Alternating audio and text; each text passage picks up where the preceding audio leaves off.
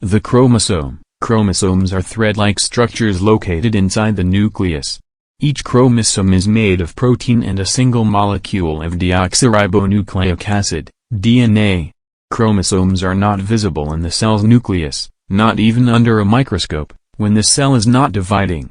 However, the DNA that makes up chromosomes becomes more tightly packed during cell division and is then visible under a microscope.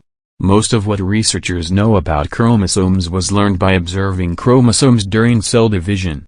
Chromosome is Gentic container contain DNA Deoxyribonucleic acid is a polymer composed of two polynucleotide chains that coil around each other to form a double helix carrying genetic instructions for the development, functioning, growth and reproduction of all known organisms and many viruses.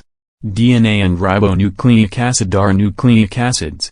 Structure of chromosome. Each chromosome has a constriction point called the centromere, which divides the chromosome into two sections, or arms. The short arm of the chromosome is labeled the P arm. The long arm of the chromosome is labeled the Q arm.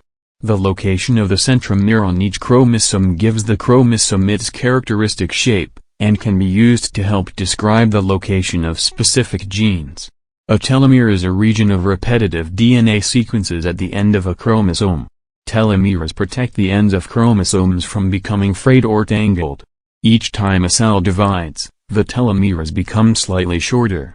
Eventually, they become so short that the cell can no longer divide successfully, and the cell dies. Function of chromosome. The most important function of chromosomes is to carry the basic genetic material, DNA. DNA provides genetic information for various cellular functions. These functions are essential for growth, survival, and reproduction of the organism.